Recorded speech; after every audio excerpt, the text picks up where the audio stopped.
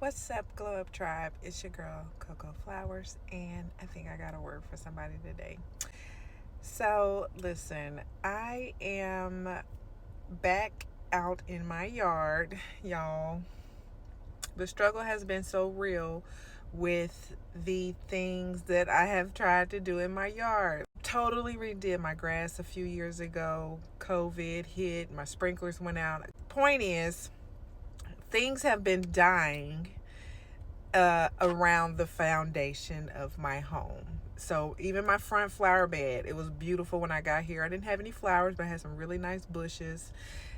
Most of them died. I had got a couple of shrubs replanted, a couple of those died. And this season, God has said to me, you're being replanted and into a new environment. And, this has started for me actually when the same year I tried to plant new grass. My journey of healing started that same year. So as the grass was dying, things inside of me were dying also. Okay, I was learning about things that I was needing to heal from. That environment that I was familiar with, that environment that I had been planted in for so long was rejecting me. And even just the thought of that, I'm reminded that I have a plant from my nephew's passing. It was one of the plants that was gifted when he passed. They send flowers and arrangements and stuff like that. My sister got one and I got one, and I called this plant Jay. And so over all these years, I still have him. And he just has been on his last leg every time I look at him. You can tell he's still very healthy, but he's not getting enough love, enough nurturing, okay? And I went to Callaway's, to the plant store, because I'm redoing my front yard.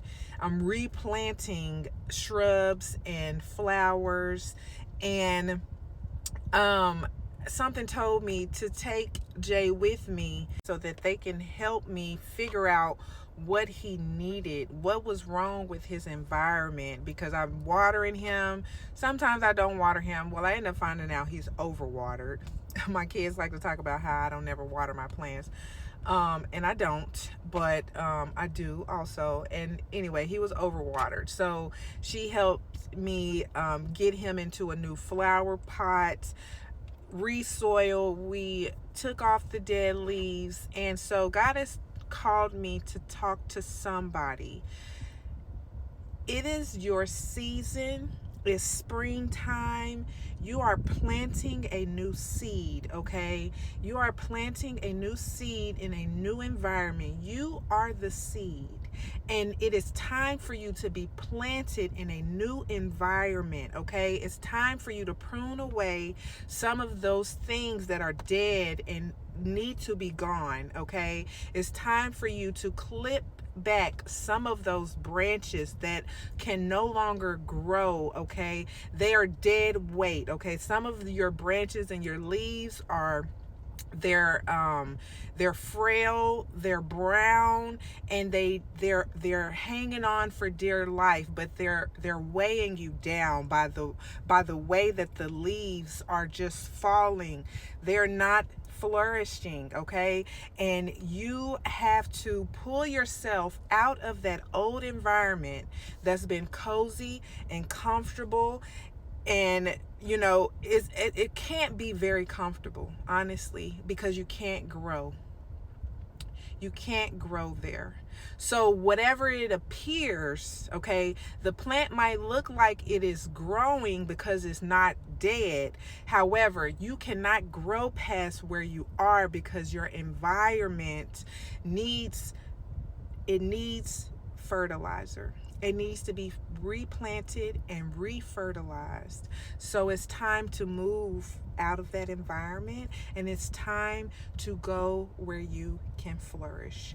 And I don't know who this message is for, but this is your season to spread out new leaves, new flowers, so that you can attract the butterflies. You can attract all that says you have bloomed.